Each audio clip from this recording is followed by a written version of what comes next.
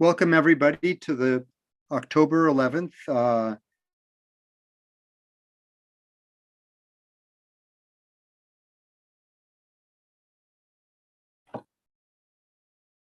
Don't leave me hanging.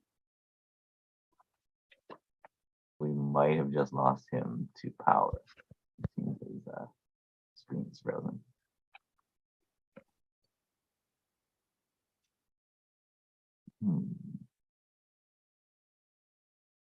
Nancy, do you want to take over as MC? Yeah, it looks like Ted froze there. Okay. Hi, everybody. It's October 11th, 2022, and that's the second Tuesday of the month, and we're going to begin our Bake High program event in just one moment. We've got a great speaker, Mark Gross from, whoa, okay, just 1 second there. I think I can share the screen again, assuming I didn't shut down all my copies there. Just 1 second. Here we go. No, that's Mark's.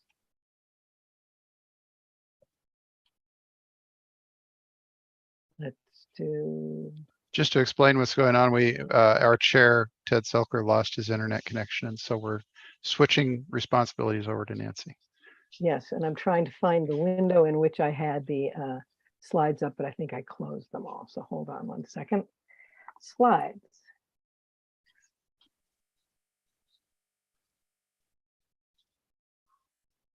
Just 1 second.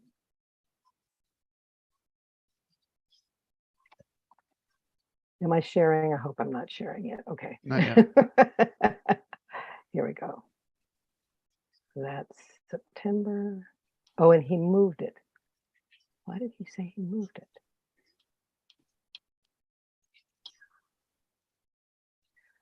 Okay, well, I'm going to not share at the moment. All right, I'll just walk through this stuff.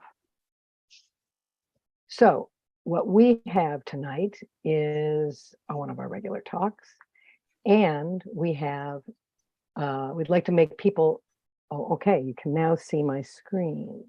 Cool. Let's do this one.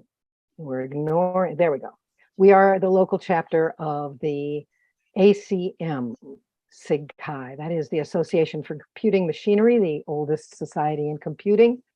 And we are part of that as part of the special interest group on computer-human interaction, or as we like to say now, human-computer interaction. Bake High is a bargain at $20 a year. And besides our monthly meetings, we have a jobs list, we have a newsletter, we have various kinds of ways of forming community, including the current BOF meetings, which one active BOF at the moment, fourth Tuesdays on careers in Chi, fourth Tuesdays in the evening.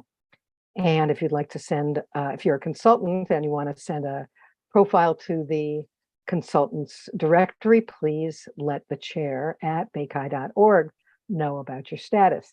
We are currently accepting, this is out of date slightly. We have an opening for a treasurer, however, and that's important. And if anyone here would like to serve as treasurer, we have a interim person serving who has done the job in the past and who would be willing to give it up for the right candidate. So this is a chance for you to become involved in the ordinary operations of Bake High. And we would be delighted to have some new folks working with us. And other volunteer positions that are open are social media and publicity, meeting reporters. We've had people do text and graphic displays as meeting reports for our meetings in the past. We're interested in video producer to help us keep this archive in active rotation on our website. And many of the videos from the past several years are still in the can, as we say. Our steering committee meets on the first Thursday of the month at 7:30. It's open to any interested person. You don't have to be a current Bake High volunteer or even member to get acquainted with us on those Thursday governance meetings. I'm going to stop sharing now. I'm hoping, let's see if that's true. Yeah, that's not what we want. Did we stop sharing? I hope. Here we go. Okay. Great. And so now Oh, we're in Zoom. That's where we want to be. Now I'm delighted to introduce you all to Professor Mark Gross. Oh, I am going to pause. I am going to. Okay. I'm delighted to introduce you to Professor Mark Gross from the Computer Science Department at the University of Colorado at Boulder. And he was describing for us a little bit before the meeting started some of his work as director of Atlas Institute at Colorado. But tonight he's going to tell us about HCI and the future of work. And so Mark, without further ado, let me spotlight you for everyone. Right. Can I And try to when share you my screen? and you can share your screen as you wish. Share my screen. Which one is it? How's that looking? You can't tell yet. And anybody who needs captions should be able to see captions. So if you're having trouble, send me a message in the chat if you can. So are you now looking at my title screen? I can see you and the title slide. Yes. Couldn't be better. Well, Take it away. wow. Thank you, Nancy and Ted, who's temporarily disempowered due to electrical failures, and Ed, and anyone else I failed to mention. I am thrilled and delighted to be here. I was flattered when Ted invited me to join this conversation. I'm a little anxious because I know that Bay Chi represents some of the sharpest minds in the Chi community, and I hope I'll do you justice. I am Mark Gross. I am the director of an Atlas Institute, and I'll say a little more about that in a moment, and also a faculty member in the computer science department here at the University of Colorado in Boulder, where it is 1 hour later in the day than it is there. I also noticed, as Nancy flashed through her slides, Clayton Lewis spoke here in June. Clayton Lewis is one of the founding members of the Atlas Institute back when it started in the late 1990s. And I know you had my good friend and colleague also at the Atlas Institute and computer science, Ellen Du, fairly recently. So I hope that I won't replicate too much of what they've had to say. You won't. Probably not. I tried. No, I mean, your topic, I just want to say a little bit, I'm sorry, my electricity actually failed here. You're back. Yeah, the topic that I think is so exciting that you're touching on. We had Ben Schneiderman talk a little bit about the changing of HCI to around AI. And then in April, we're going to have another talk that is around this topic where Don Norman will be talking about a new book he's talking about how the transformation of HCI is occurring. And I really think that this is really a great and very different take on it that you're going to give. And I think it's just really timely and exciting for people to be realizing that we are in a transformational time, not just for other parts of society, but especially because as computers are part of every social experience today, it really changes how HCI interacts with the world and what our profession does for it. That's enough of my little rap, but I just thought I'd slip that in somehow. That's good. I'm glad you did. And you'll notice that I actually changed the order of the words in my title from the one that I gave you originally, because I realized we're really talking about not just the future of work, HCI and the future of work, but rather the future of work and HCI together. I also feel a little, this is slightly irresponsible because I gave you this title because I wanted to think about these questions. And I think I haven't thought as deeply as I would have liked to. But I'm fascinated by what's happening in the HCI community, in the Chi community. So I guess I want to say a little bit about my background before going into the talk. If I can advance the slide, there you go. So there are basically three parts to what I'm going to say. I'll give you a brief introduction to myself. One, hello, I'm Mark. And then share some thoughts that are pretty much half-baked on work in HCI, but I think they at least help me see where some interesting territory that we might be going into. And then to illustrate some of that, just show some of the work that is going on at the Atlas Institute, which I'm proud and happy to have the privilege of directing for the past 8 years. So, and if people want to interrupt with, Elliot has a hand up, so I will take that now.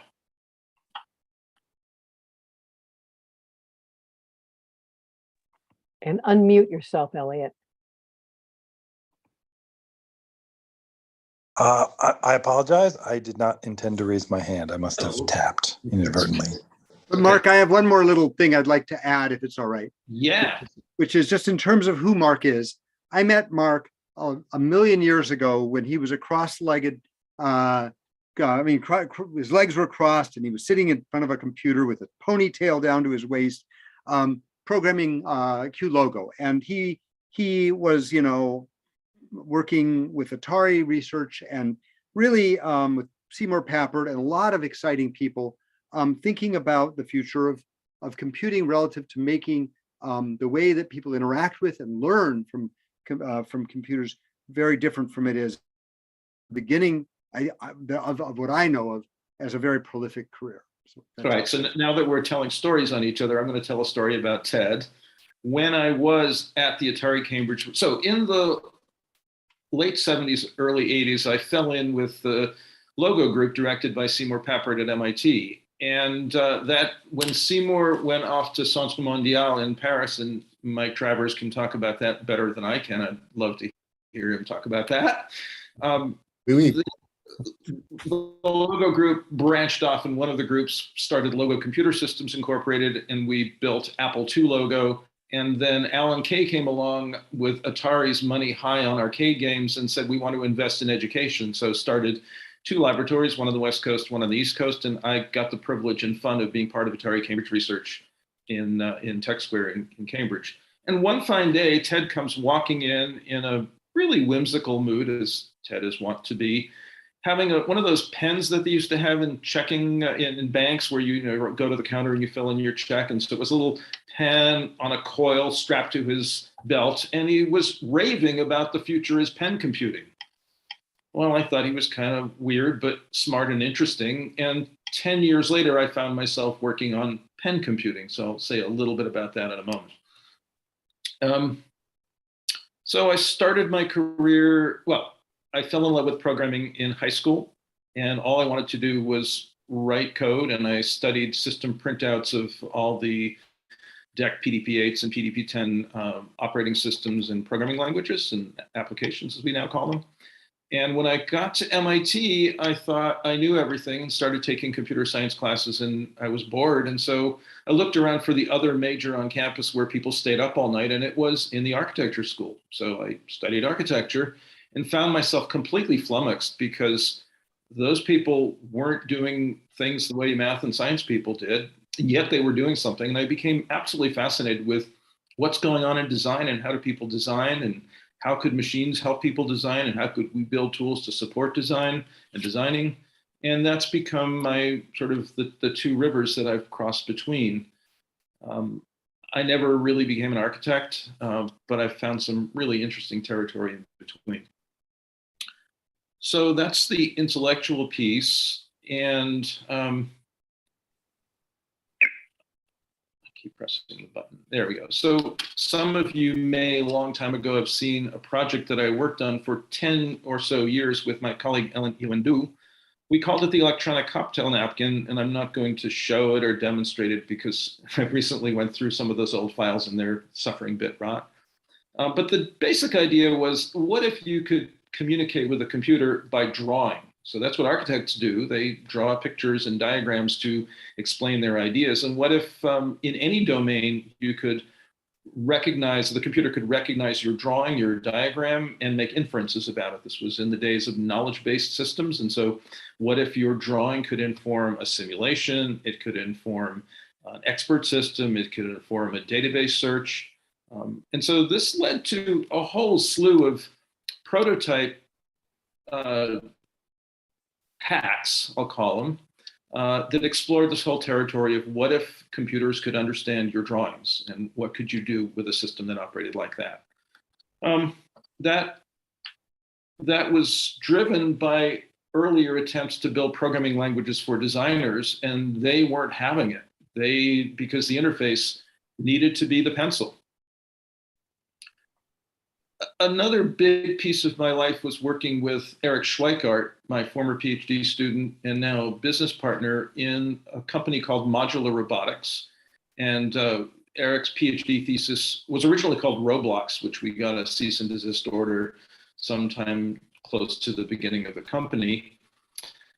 We called it cubelets, and each of these little blocks has a microcontroller. The black blocks are sensor blocks, and the clear blocks are action blocks. So you can sense distance, you can sense temperature, you can sense light, and you can act by lighting a flashlight or playing a sound, doing all these things. And it's designed for children, but there's a subversive idea in it, and that is that there's no brain block, there's no God block, there's no central program. The robot you assemble is itself the program that determines its behavior.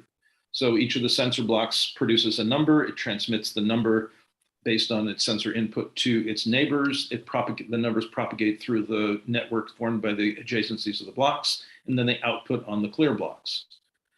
So the subversive idea here is that we don't have global warming because somebody programmed it. We have global warming because it's a whole bunch of local interactions that produce a global effect. And that's the subversive idea we're trying to convey through this toy to children. We never did the follow-up to see whether playing with the toy does in fact produce this intuition in children. We were inspired by Valentino Breitenberg's book, Vehicles, which if you don't know, you should read. It's a Sunday afternoon 2-hour read, and it's absolutely beautiful. And just to give you an idea of what cubelets are like, there's many, many videos on the web. I'll show a really short one.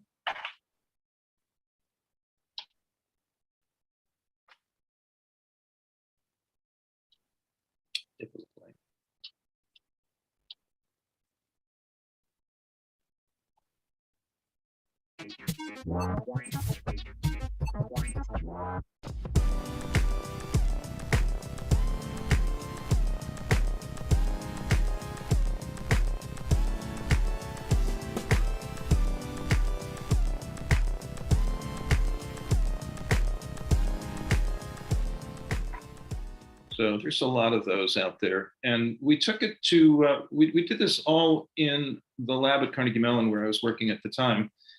And we started getting calls from museums that said, hey, we hear you've got this kit. Can we show it in our robots exhibit next month? And we're like, no. We sat down one day and said, I guess we should start a company. So we did. Took it to Maker Faire in 2010 or 11. And we knew it was a success when the kids just swarmed the table for the whole 3 days. So that was really fun. And I don't want to play that again. Let's see if I can go forward. Yeah. So I'm giving you selected views onto where I've been and how I got here. So another one was with Gabe Johnson. Again, his PhD thesis at Carnegie Mellon, where I worked for a decade or so. And here the idea was, learning to use CAD systems, even the simplest ones, is a fairly steep learning curve. And what if you could just draw and the drawing would behave according to the way you intend, and then you could send it to a laser cutter or maybe even a 3D printer later. So I'll just let the video play because I think it says it better than I'll be able to explain.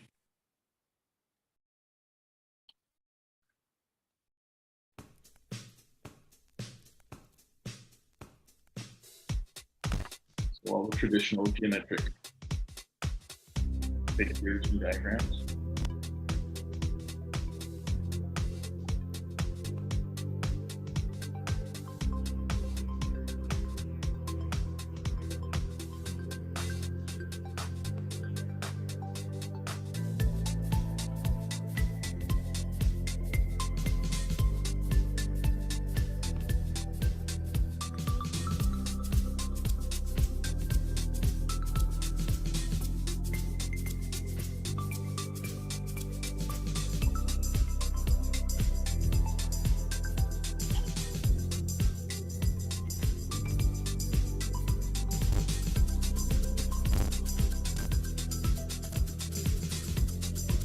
So this is one of those cases where I thought the product, the program was really great.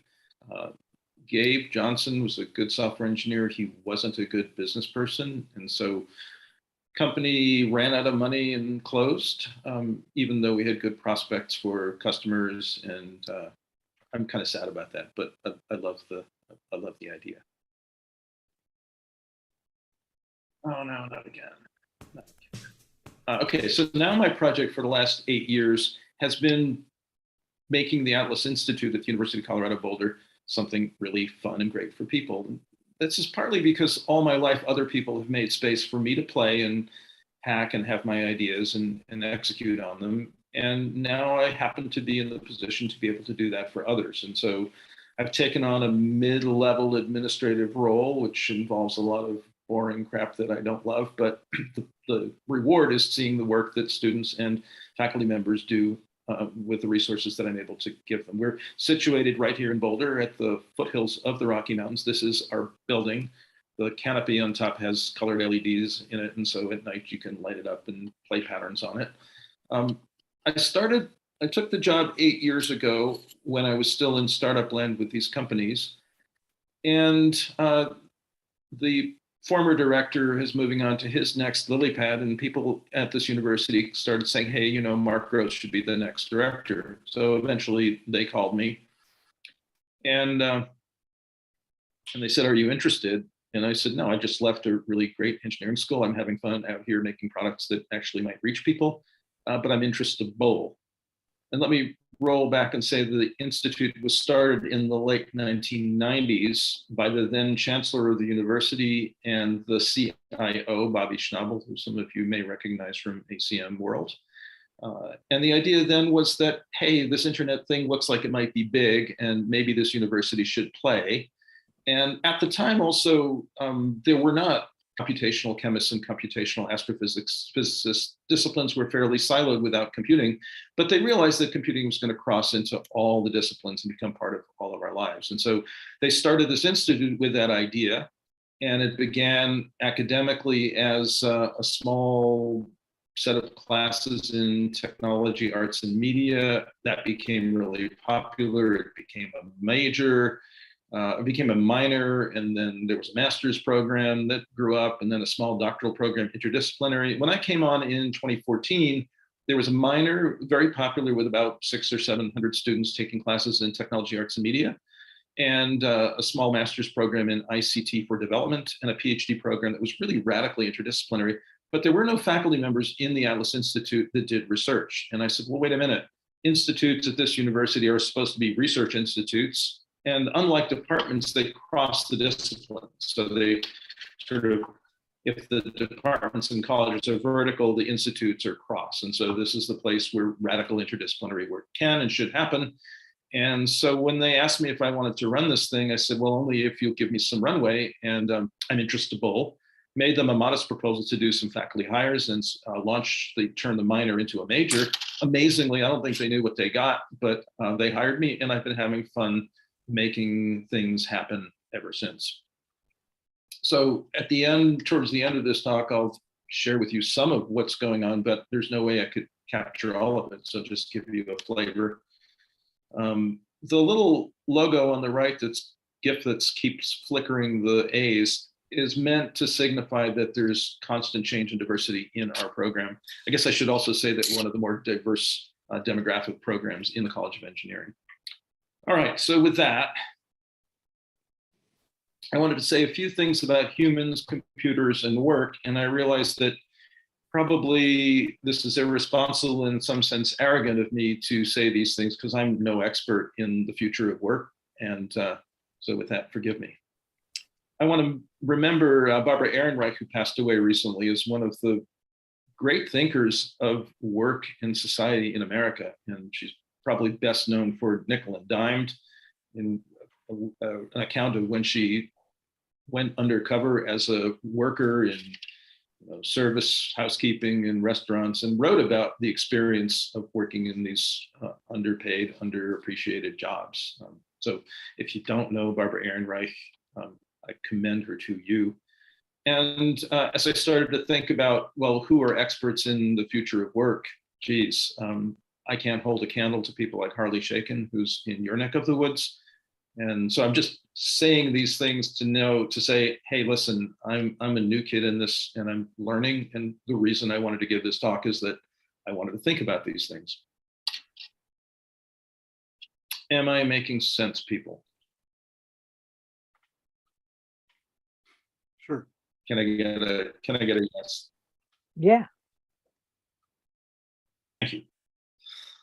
Yep. So here is a diagram that National Institutes of Occupational Safety and Health and NIOSH prepared in their review of the future of work.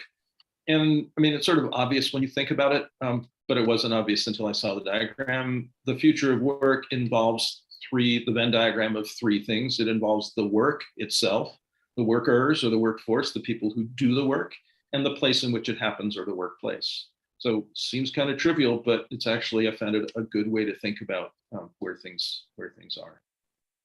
So we'll start. This is probably, I didn't check the date, and notice it's the Scientific American, an illustration of an early counting machine, an electrical counting machine. So this is sort of the first round of automation humans interacting with calculating machines, computing machines. Notice who's sitting at the desk. It's not an accident that it's like that.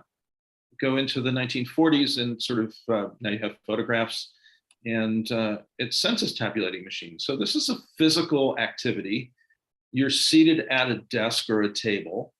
There's a bunch of people around you doing like you're doing. And this is what human-computer interaction was in those early days. This is where I came in the sort of 1967, 68. I was introduced to this amazing little machine that was in a closet in my high school, connected to a regional high school that had a PDP-8 computer. And this is where I fell in love with programming. Same model, basically. You're sitting in front of a machine. You're interacting now through a typewriter. That was a substantial innovation. And there's hard copy. So we had no screen. We just had paper, rolls of paper, and the output device was paper tape. You could use that same paper tape to put your program back in. So this was actually, for me, this is sentimental. This was in the moment when I felt like I became an adult, even though I was only 13 or something. Because now I could actually perform real work. And as soon as I found this, I wanted to tell all my high school buddies about the amazing things.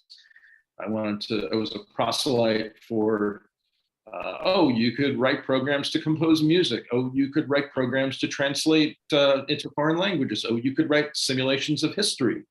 So that was my high school. But it always involved sitting in a little closet in front of this clatter machine that was producing graphics, if you like, by overstriking characters or fun patterns on the paper tape. But it's the same model. Now, flash forward another 20 or so years, and we still kind of have the same model. This is the symbolic list machine. This is where we had what we had at Atari Cambridge Research. But really, you're still sitting in front of a machine, interacting with a keyboard, looking at a screen now, and the screen is monochrome. We hadn't yet got to full color displays very much. They weren't the norm. But still the same basic model of interacting. So to summarize so far, since the beginning of HCI, which once upon a time was called man-machine interaction, you pick a date when you want to call a start, but HCI has mostly been about so-called knowledge workers, people who aren't out doing physical labor. They're manipulating information, they're manipulating knowledge. And so there are corresponding implications for the workplace itself. You sit in front of a machine, one-to-one relationship.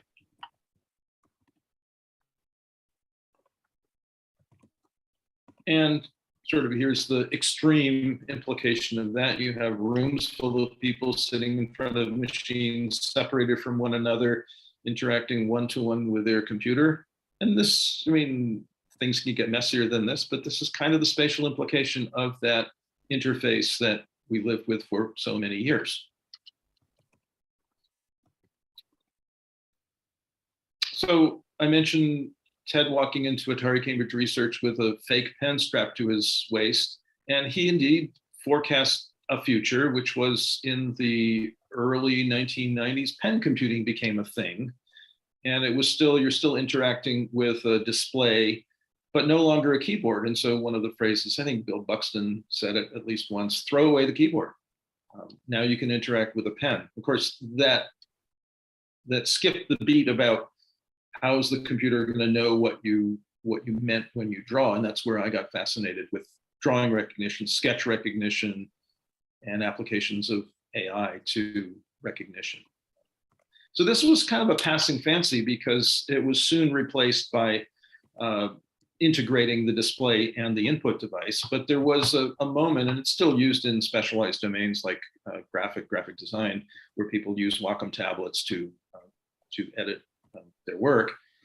But that sort of didn't become the future that some of us thought, oh, wow, that might happen. Although you could argue that the tablet computers that we have today are kind of the successor of that.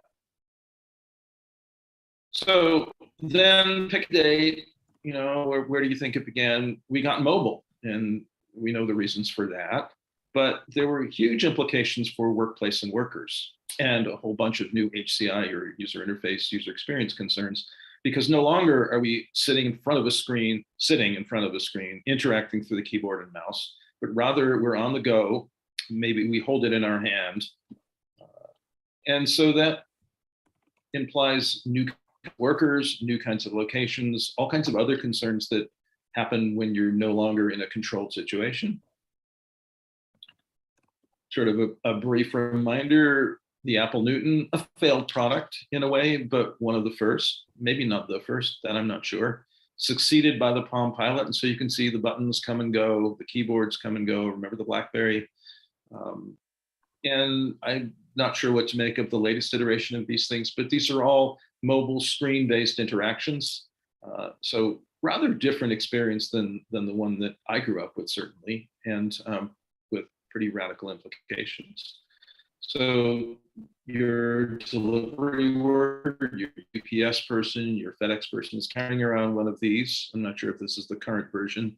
Keyboard's back, screen's there, but notice that we're no longer a knowledge worker, really. We're a delivery person, and that's huge. The implications of mobile brings a whole new set of workers into the mix and a whole new set of workplaces that we just hadn't seen before.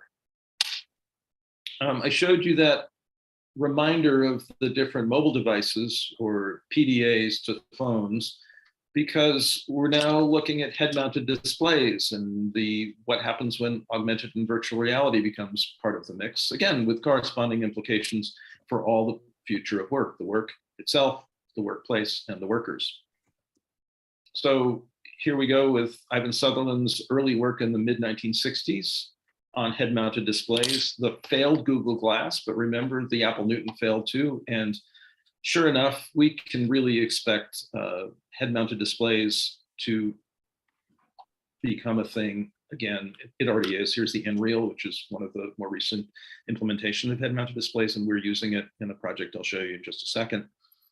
But people tend to think, oh, Google Glass failed, partly for social reasons, but I think we can be pretty sure that we're going to see a whole realm of head-mounted displays and virtual reality, augmented reality devices. So I'm going to transition now to talk about work that's going on here in Colorado at the Atlas Institute Laboratories. We're a confederation of different labs, each run by a faculty member. So I won't name all the people, but you'd recognize some of the names. And this list changes as people come and go.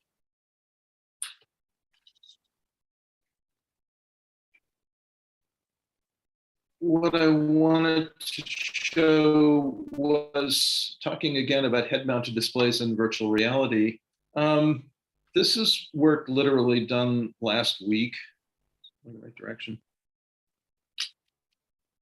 Yep.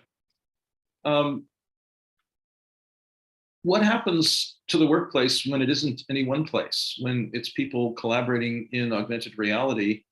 So this is what we're doing right now, and it's work with Ellen Du and her students and our colleague Amy Banich from the University of Wyoming, sponsored by Ericsson Research, so thank you there.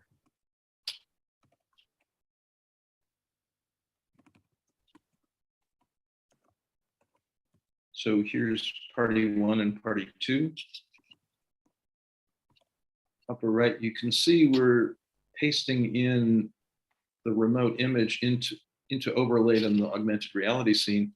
So it really calls into question, where are we? And how do we present the remote person?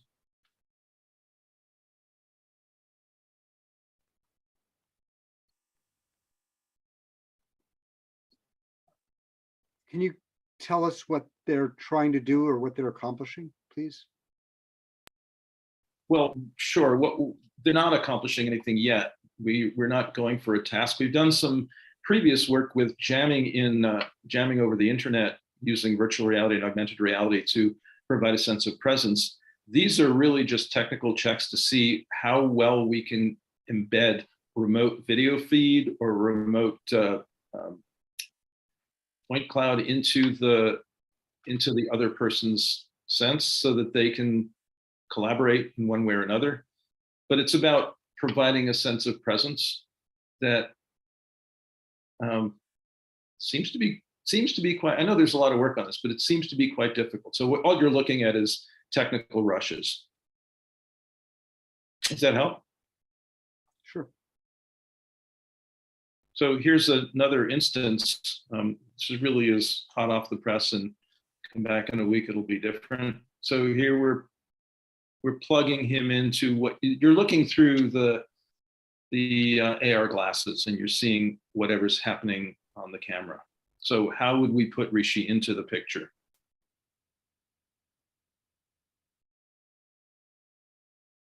So I'm saying this because I'm really puzzled as to how we should be doing this and what effects it's really going to have in use. And hard enough is to actually present this in a video, because what am I looking at?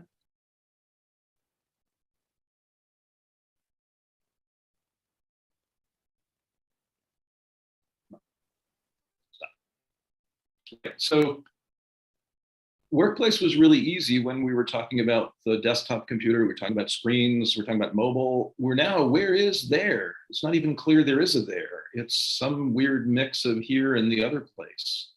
And so how do we provide a sense of place? For mobile, for phones and screens, we have pretty standard gestures. We know pinch, we know swipe. I don't think there have yet been a set of standard gestures. There's been different ones proposed for different platforms, but we don't yet have global agreement about how to interact in virtual and augmented reality with our hands and with our bodies. There are hardware and device ergonomics challenges, like to wear these things, what's it like, and do they fall off your nose? Or and then generally, because we're now interacting over the internet in attempted real time with pretty substantial bandwidth issues, what do you do about inherent network latency? So in the musical jamming situation, it's really critical because musicians are pretty sensitive to even 30 millisecond delays. And so in that work, we looked at how can we fool the ear with visuals and avatars, even though the audio is actually kind of wrong. So there are HCI challenges around, speed of light isn't gonna change. And so how are you gonna deal with internet latency when you need real-time presence in an augmented reality situation? Another topic that I've had the pleasure of playing with is e-textiles and wearables and debugging. So I've been teaching a class on wearables for a few years, and we happened into a project with Yasmin Kafai and her group at Penn, working with kids in the LA school district, although we've been only focusing on the technology, they're working with the kids, to have people design and debug e-textiles. The LilyPad Arduino came out of this university. Leah Beakley was here as a PhD student in computing back in the early 2000s. And so two projects coming up are a result of the e-textile work. I've been fascinated with debugging for a long time. Like it's something we learn, but we don't teach very well. And the debuggers, what's a debugger look like for an e-textile or for a LilyPad or embedded computing? So here's the threadboard, and this is largely the work of Chris Hill's work, one of our PhD students. And the challenge is that teaching beginners about embedded computing with the traditional breadboard is really hard because there's a lot going on behind the breadboard that you can't see. And so you have to teach them how the wires work that are invisible. So the idea here was, they don't work very well with e-tech style things like conductive thread. So here the idea is you're using a set of magnets that are laid out on a board that make the physical connections and the electrical connections to your microcontroller and to your devices that you can later transfer into a wearable that you're making, which the kids do. So here's the quick video.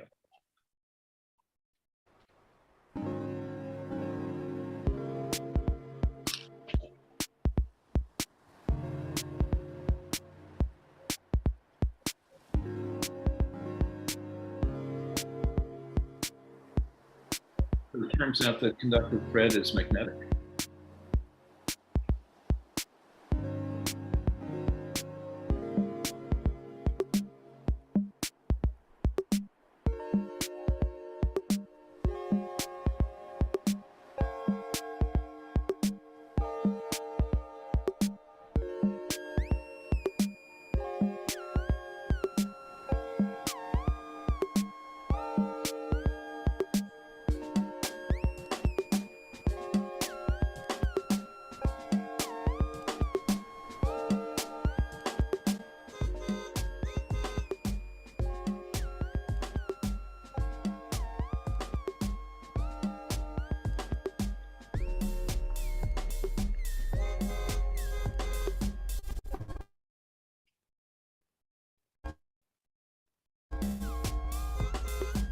So we now use this in our introduction to wearable computing.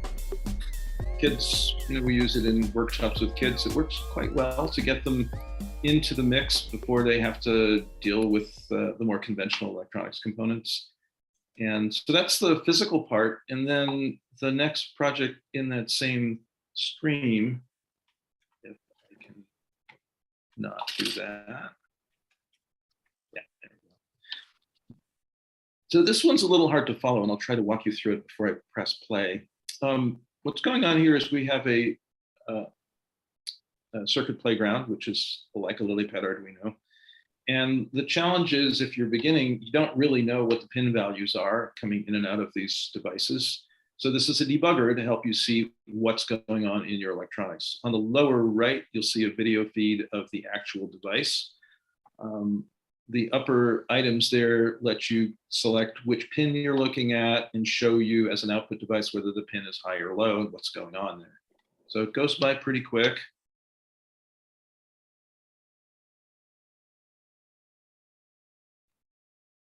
Right, so we're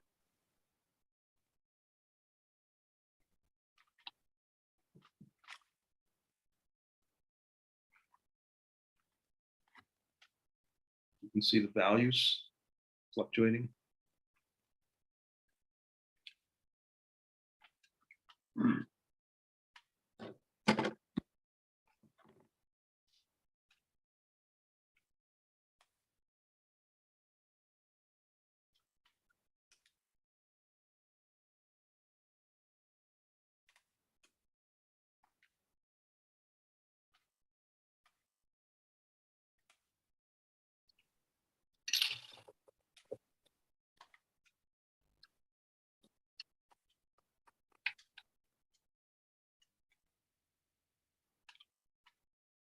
So the reason I like this is usually when you're trying to debug e-textile or in general embedded systems, but in particular e-textiles, you end up having to write code and put debug statements and print statements.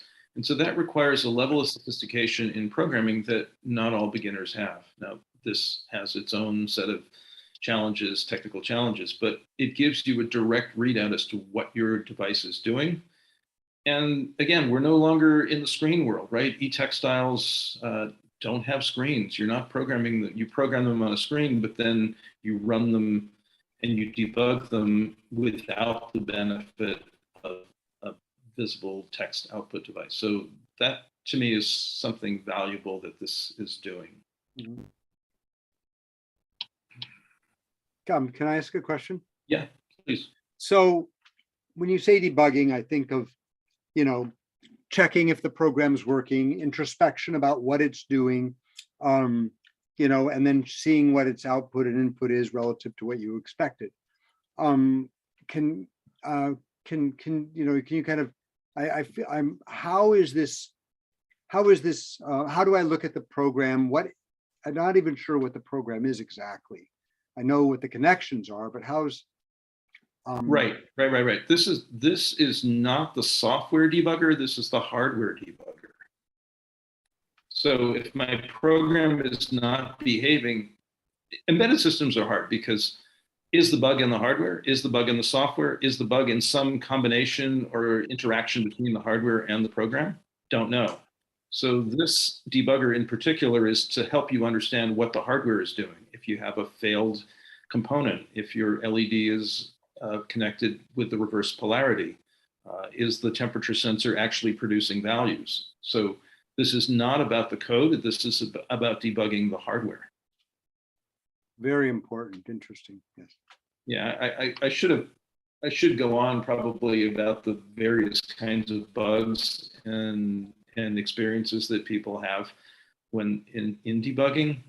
But it really is, the first thing they do is they rip their circuit apart and try over again, which is kind of sad. And it's a lot of labor and effort that gets wasted that way. So the idea here is to help people understand what's going on in their microcontroller before they take their circuit apart. And it gives an incremental feedback as well. Mhm. And that It does. incremental feedback, even if you tear it all apart and put it all back together, you don't have, you're just lucky if you were more careful as opposed to recognizing all of the parts are working. Yeah. Yep. All right, so another feature of tomorrow's world or today's world is robots. We've had a fair amount of work going on here around interacting with robots, and you could say human-robot interaction is really human-computer interaction, but there's this whole physical mechanical component to it as well. So this is a pretty simple one. Here the idea is all right, so imagine you're in a video game, and so you've got your headset on, and you just see what's being shown to you. This adds haptics, so you want to sit down on your throne because you're the queen or the king. The little robot will come and deliver a chair under your butt just in time to give you the sense of actual real haptics.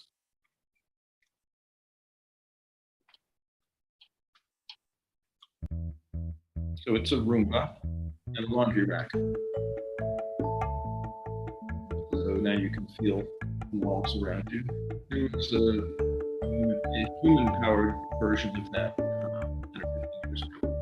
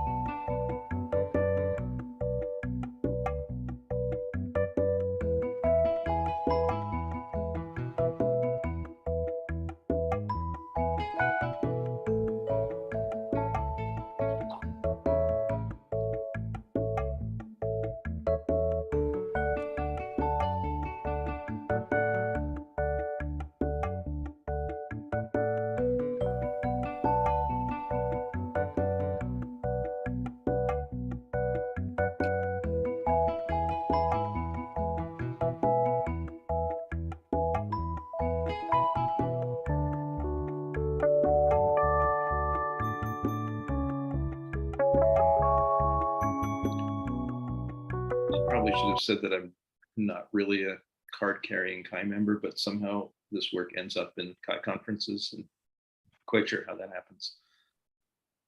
I had another one which I wanted to share. That was from Shift.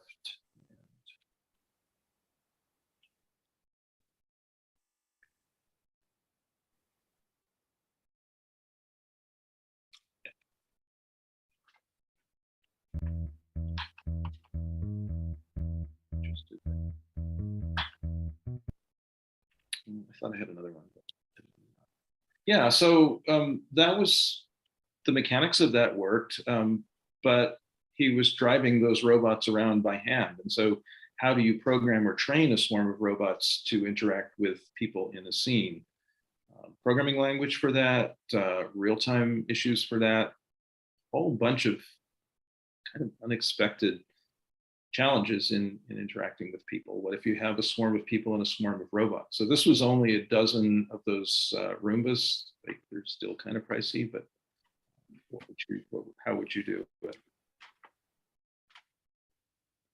Keep looking for that missing video.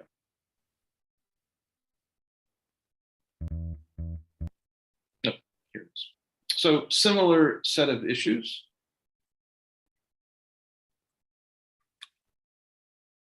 I won't play the whole 4-minute video, but to give you a sense about what's going on. So this is not room scale, but tabletop scale.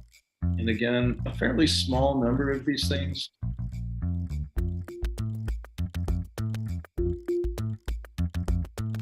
Individually controlled, but now connected in some fashion.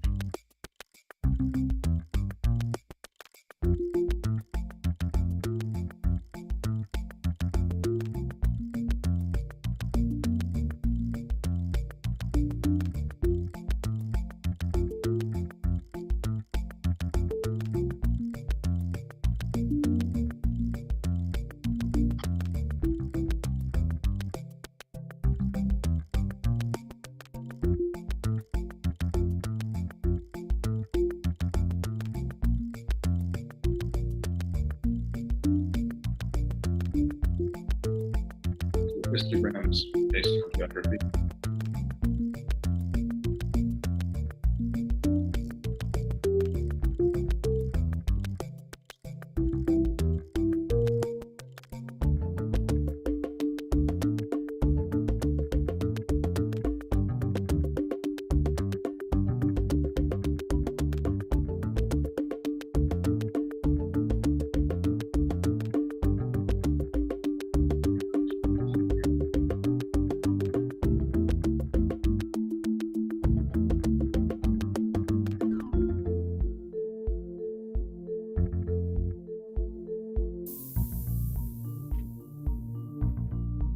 Okay, I'll stop it there, but you get the idea. Yeah, so again, pretty good engineering on the little robots, but not a lot of thought about how you're going to control them. And what if you don't have 10, but you have 100 or you have 1,000? So I know work's going on those things, but that's another, we're no longer in the world of interacting with a screen or a mouse or a keyboard. We're interacting with a swarm of these little some intelligence built into them creatures. And so what's the programming language for that look like? All right. Drones. Human was fascinated by the Hoberman sphere and using it to keep people safe from drones and keep drones safe from one another.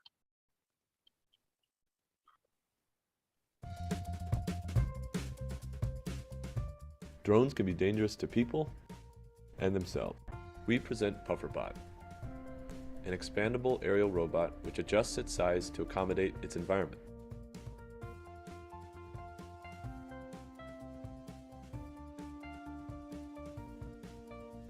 Near obstacles, it can expand to obscure any moving parts to protect the people in the environment.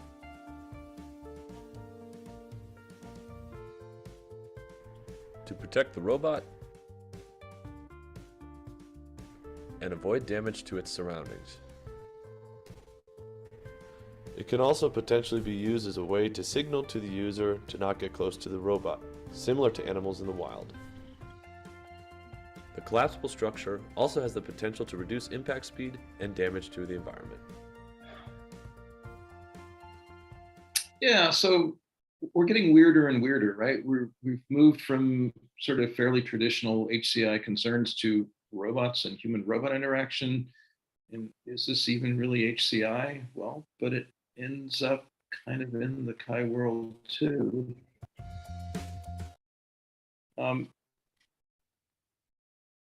This one may be closer to traditional HCI. This is Peter Jury's work. So I hope he'll be finishing his PhD really soon. I'll just show you what he's got. This was presented just last summer at Creativity and Try a Cognition. different strategy this time. I personally view video games as just another form of media, like a book or a movie. When you have a storytelling medium that's been around for a little bit, as games finally has been, you get to start having these experiences which are like the postmodern things. They're playing with what does it mean to play a game? And that's exciting to me. TinyCade is a DIY arcade machine that you can make with just recycled materials like cardboard or toothpicks. And it's designed to be a platform for people to build their own little tiny retro arcade games at home. The only actual technology here is a cell phone. So we use the main screen as the display for the game, and the cameras on the back as the means to sense what's going on. So this marker is like home. That's my reference point. I was trapped at home during a pandemic, and I didn't have access to the normal fabrication tools I would have. And in my own work, I like to make game controllers for playing. So my thought was, why don't I make a thing that other people could potentially build at home? And I figured, given the system we already had, I could do it in an afternoon, and that's how long it took me to get the first prototype together. Anything you could find at a grocery store or a hardware store is an acceptable material for TinyCade. Anything you have to custom order from a special supplier, that's a no-go. I want to open this up not just for designers, but players to be able to rethink what might their interface for a game look like. I'd like to see that space open up a little bit more. Okay. I think I want to wrap this up fairly soon in the interest of time, if that makes sense. Give me a nod if that makes sense. Your Try a choice. different strategy this time. I guess I want people to recognize that the mirror is letting the camera in that cell phone look at the cardboard moving around that the person is controlling with. Right. It's the AR markers on the back. And we're encouraging people to experiment with making their own controllers. So what I like about that is that regular, ordinary people can make stuff and design their own interactions. All right, I'll just share a couple more because this one's crazy. This is Kaylee. She's originally a chemist and an electrical engineer and a Lego fanatic. So she is building devices that automate chemistry laboratories, and her first version was this Lego device, which is absolutely insane. I couldn't believe it would work until she built it. So it's transporting liquids and powders and mixing them. She got really far on this draft.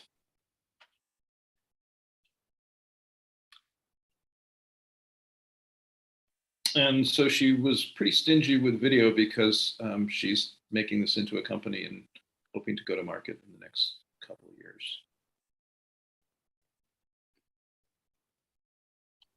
And here's the next version, which is more pro. So now the question is, how are you going to program the sequences of operations? I mean, apart from all the fancy mechanical engineering, electrical engineering that goes on in this device, how are you going to program the reactions that you want? What's the language for doing that?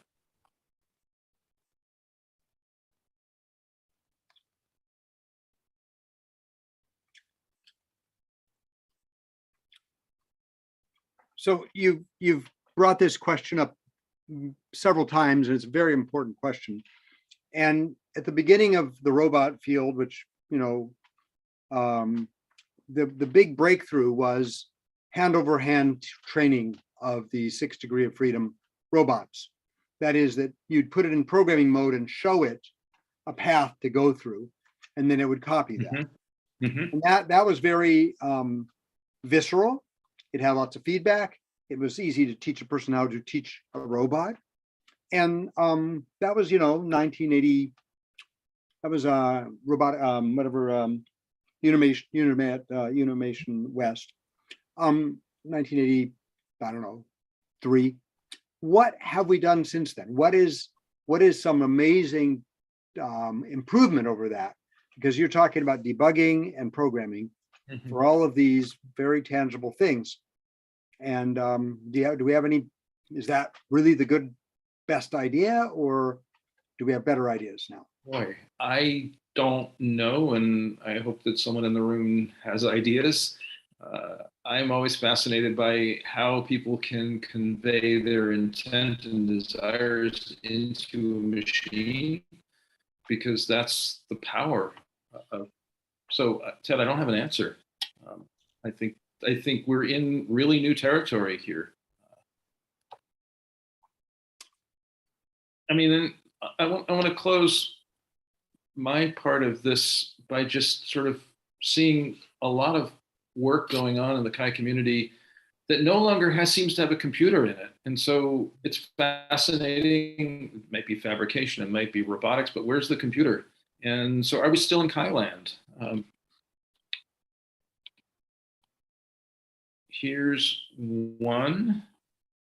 I'll show you two. They're both short. And so people aren't really focusing on the computing part of it. They're focusing on the mechanics part about the physics part of it, the materials part of it. Really cool output device. Clearly a part of some kind of interaction of the future. Where's the computer?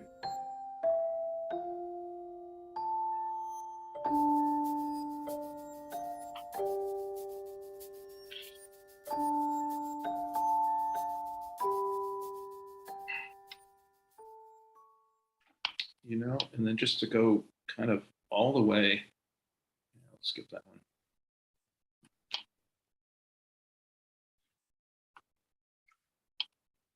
I'll close with this video and then a couple of remarks if this video plays.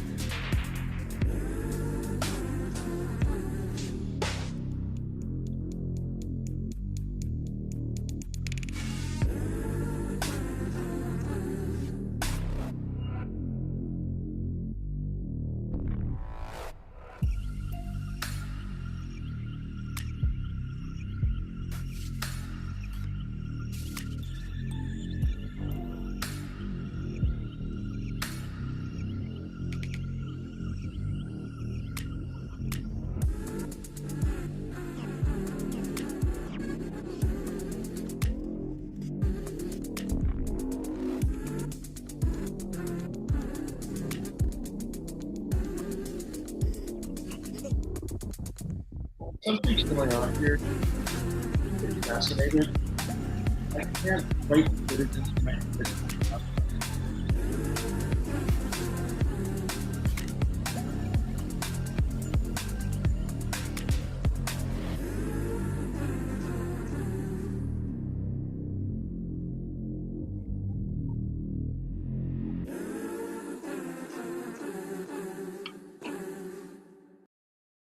So to close, so what? Boundaries are changing. Chi is not what it used to be. I read papers, I find them fascinating. I cannot find the computer in it, and I'm not even sure about the interaction, but it's interesting work. So NSF, I feel like maybe the name will change and it's more like what NSF is calling the human technology frontier, because it's no longer about straight computing. Punchline, after decades of sitting in front of screens, interactive technologies are now out there in all kinds of ways with huge implications that I just can't even feature for the workers and for the workplace. And oh, by the way, we're hiring. So if you know someone who's looking for an academic job, go there quick. And thank you. And I will quit sharing.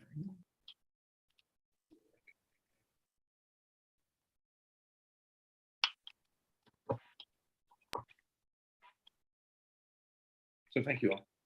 Thank you. Thank you. Can we get a couple of questions? I know that Mike Travers was called out earlier. Maybe you want to start with something? Sure. Well, yeah, I'm wondering, how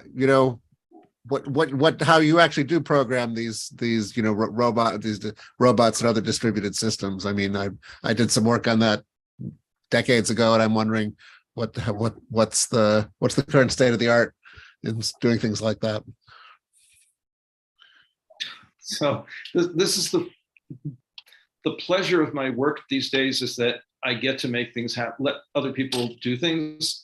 I don't have the answers because I'm no longer doing it. And that's also the sadness of what I miss most in my previous life is programming, because I love to program. I don't get to do that anymore. Maybe I will again someday. So Please do. yeah. Yeah. So I wish I knew the answer. And I don't think there are good answers out there yet. Wow, I'm looking at your friends list, but abstract.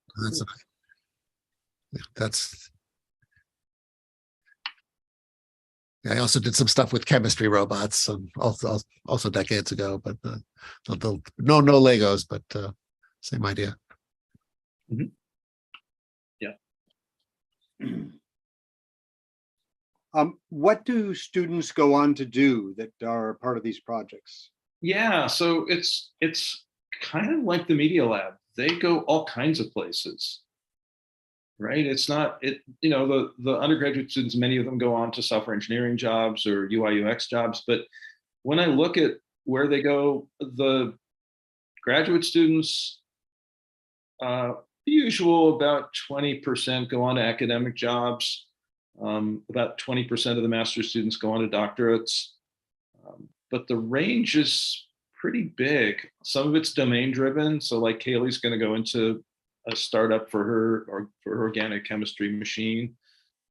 Peter's going to go probably teach games somewhere, although he probably wants to keep his hand in the actual game building industry. So yeah, it's a hard question to answer when people, I can say they all get good jobs and they're all using what they learned and did in our program, but it's not like there's one track. And I think that's both the beauty and the difficulty.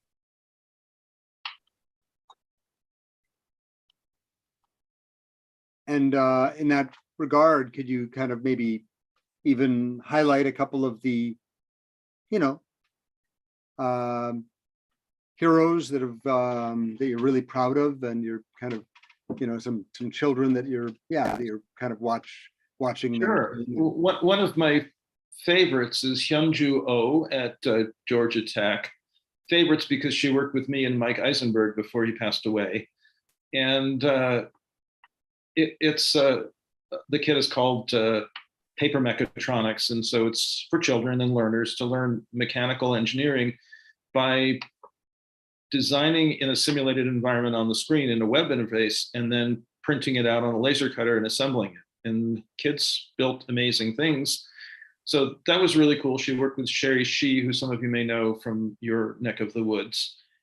And now she's on the faculty in industrial design and computing at Georgia Tech, making a great name for herself. So I'm super proud and happy of her, partly because I had a hand in her growth and development, but partly just because she does really cool work.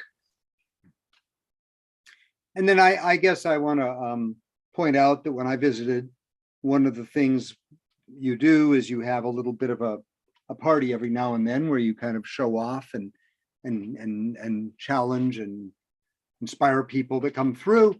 And what music's always seems to be part of the mix.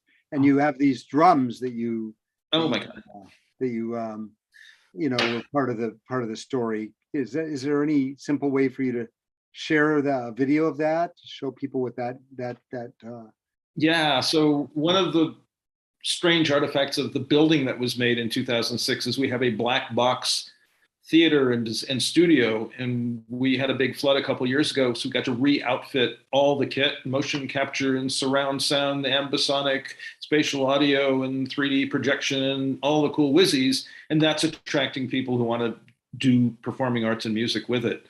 most recent hire is Grace Leslie, who does brain-computer interfaces, brain, body, music, and wellness. And so she just arrived in September, but I'm pretty sure she's going to do some amazing stuff around audio and sound. And I'm hoping to recruit people. So computer music is, of the arts, the oldest and strongest, dating back to the 1950s. The visual arts are catching up, but the sound people have just been doing amazing work for decades. And so I'm not a musician, but it's always been a fascination of mine that doing stuff with music and computing. So I'm hoping we attract a stream of people who want to do that now that we have all the equipment and we have a couple of faculty members who are expert in it.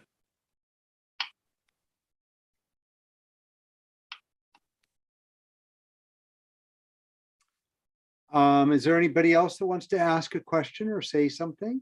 Or holler at me offline. Jaron.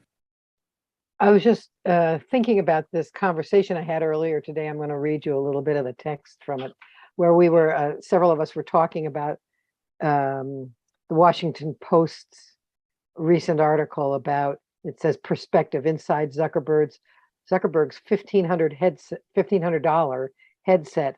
The metaverse is still out of reach. And so the question of the group was, is the metaverse out of reach? Who is going to be using these things for anything? And so one person pointed out that the killer apps currently are all industrial, oil rig repairs, industrial assembly harnesses, or nuclear power training, and so on. And they all benefit from mixed reality digital overlays onto the real world, or the physical world, right? And this person says he's testing 6 different VR headsets in a Horizon workroom. Of course, the model he's got has been discontinued, but anyway, he's trying to figure out whether this the mixed reality implementation is a better way for 6 people to sit in the same virtual room instead of having to get to a physical room, and what are the advantages to them for doing that. So he's in the midst of this experiment with these 6 different headsets. And so we hope we're going to find something out in a couple months about, he says, for example, the engineers have found the experience helpful in doing code reviews and paired programming. So, you know, there was some, I had a student at MIT Media Lab 2 years ago, Mike Greenwood, who did an experiment to demonstrate that the VR teaching of physics, some physics things he'd made, had better results than doing it on big screens. So there are now very few, but some examples. There's one about training people to run a piano, but most of the successes that make money in the VR AR space have been people having lists of things that they're going through as they're walking up and down aisles or putting something together. So it's really it's really a memory aid that this thing is allowing you to do. And the whole mixed reality thing, I don't know how many successes that are actually making money for anybody that are working yet. So that's one comment on what you were just saying, Nancy. I don't know. Probably Mark, you have some things to say. Yeah, I mean, it seems a big distinction whether it's me and a device and an artifact, or me and you and a device and an artifact. And I think a lot of the applications so far have been repair and diagnostics, but that's me and an artifact. But how do we create a shared space and a shared place? So I guess I'm techno-optimistic that there will be really interesting things to happen in the future. I'm also techno-pessimistic to expect that all kinds of social ills will occur if we're not cautious about what we're doing and what we allow our big tech overlords to do. Well, certainly we are right here, right now, using computers for human communication. And I think that all that people really care about are other people mostly and interacting with them. So that's my position on some of this. well, maybe that's a good place to end. Oh, we have one hand up, Brendel. Yeah. Brandel, yeah. Forgive me if this isn't fully baked yet. So in information work, we produce all of the media that we work with in a way that's perfectly legible to the computer. In contrast, as you said, here we are in human work. If you call this work, it's a lot of fun. And so the legibility of it for the computer is irrelevant. When you talk about workplaces becoming increasingly dominated by computing, but it's not information work, then it sort of bleeds into this third sort of category where people are doing things that are incidental to the relevance to the computer, but it's necessary for the computer to be able to understand that. Computing is sort of the discipline of formalism and strict identifiability of things. And so computers are really bad at those spaces.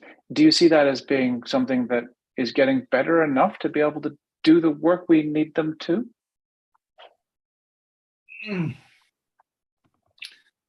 Yeah, that's a 4-beer conversation. Where you led me to was an example of, say, a construction worker who's wearing a device or a suit that notices whether they are attending to their surroundings. How situationally aware are they? So I don't know that there's explicit symbolic recognition there, although probably deep down in the software there is, but that's not visible to the worker or the workers or the people around them. And so the computing is kind of buried in the device in a way that you could ignore the computing. It becomes, but you can't, because it actually is the function of the device.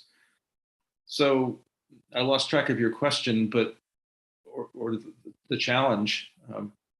But I guess I do think that's all getting better in the sense that there will be clothing that is aware of what I'm doing, and whether that's good or bad, we can argue, but I think it's pretty bad right now, but I bet you in 10 years,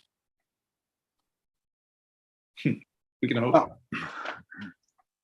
With that, I think that, Mark's goal in what he does at University of Colorado and also in this setting is more to provoke and ask good questions and make people think and hopefully want to explore and ignite their curiosity more than to answer all of the questions. And maybe I'm wrong, but that's my interpretation. And I really hope that everybody enjoyed seeing and listening to Mark as I did. And with that, I bid you good evening and appreciate all of the time and effort you put into putting this together, Mark. Thank you all for the opportunity to have this conversation, and send me great people, please. That's what I live for. I'm not doing this for the money. I'm not doing it for my health. I'm doing this to surround myself with people who are smarter than me and crazier than me, and it's working so far. So thank you again. Good night. Thank you, Mark. Thanks. Bye-bye.